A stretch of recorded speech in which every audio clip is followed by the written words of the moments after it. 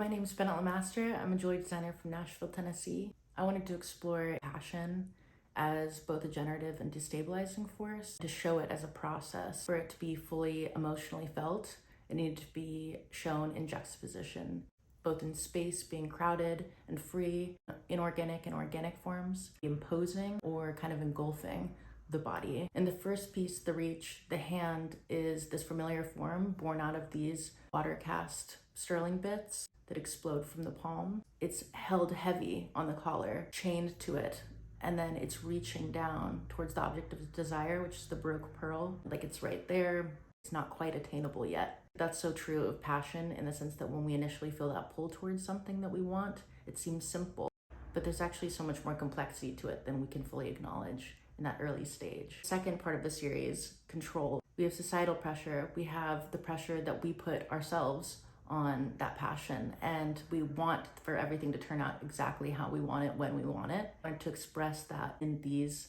more inorganic geometric forms that crowd the body.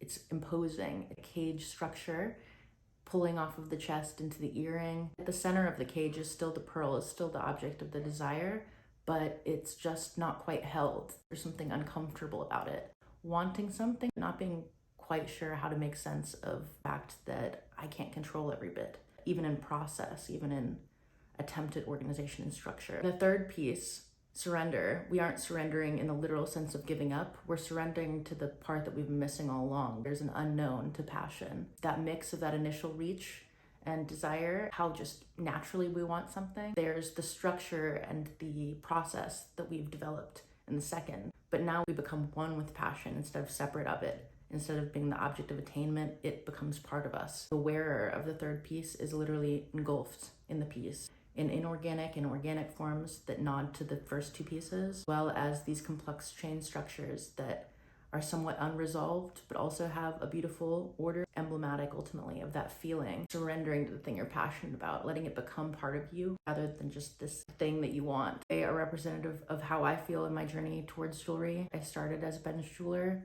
fell in love with contemporary jewelry as this storytelling language. I want to be the best designer I can possibly be and to tell deeply emotional stories through jewelry, which is art. It's not separate of us, it's part of us. What really draws me to GSI, the idea of being in this critique-based space where you're side by side with incredible jewelers who are equally passionate and who understand the language of jewelry, be pushed as part of a cohort and individually. To explore my passion in an environment like GSI would be a dream come true.